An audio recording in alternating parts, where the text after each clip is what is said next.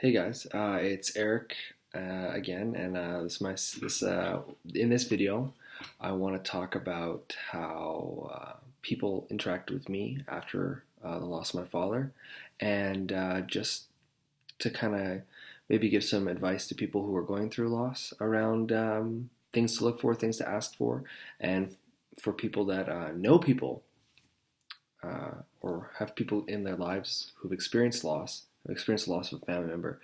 There are ways that you can really help the person who's having a tough time and experiencing loss, and there are ways that you can make their experience a little more difficult.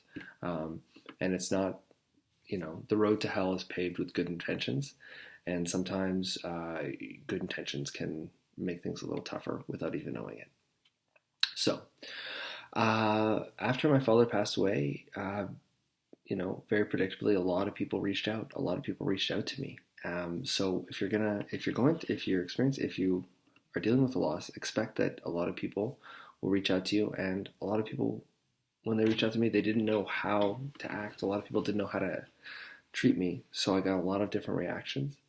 Um, and it is a little tiring, with having a great number of people reach out to you.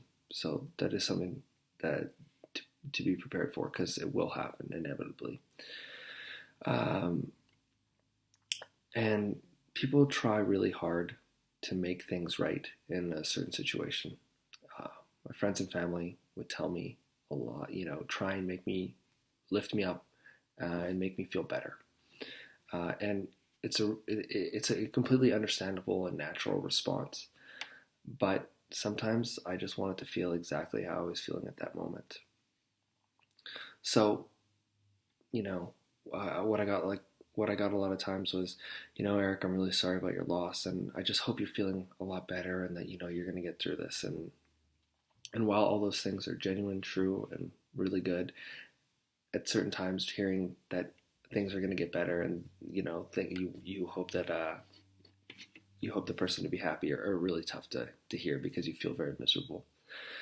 So what would have been perfect for somebody to say to me would, first of all, been acknowledging the loss.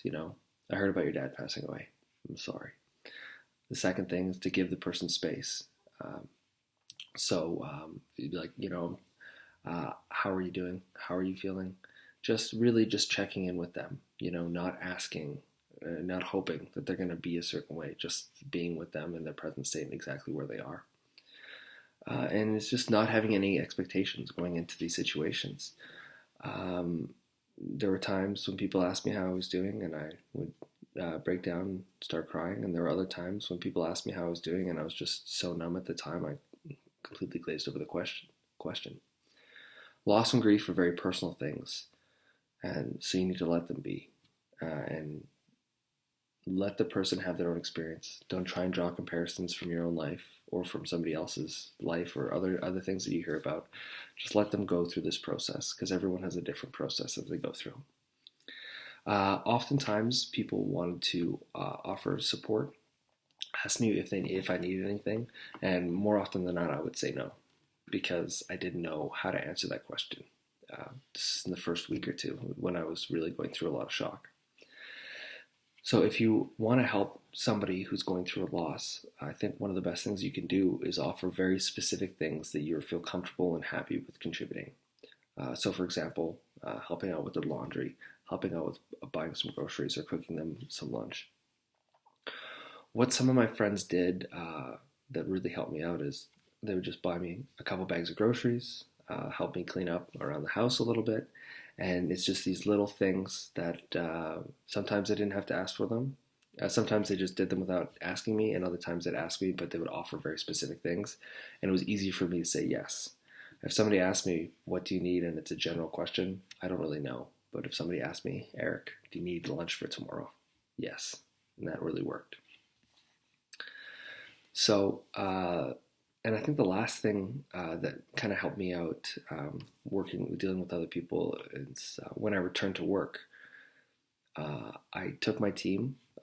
There's four of us that will work together quite closely, and I just told them, I need you guys to treat me normally, as normal as possible, and I might be acting a little differently, I might be a little sad sometimes. I might just be a little zoned out sometimes, and that's okay.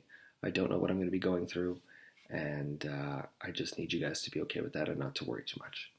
And that really helped me, and it also helps those people as well, because, like I said close to the beginning, people don't know how to act around you after you've gone through a loss, because loss is so different for everyone.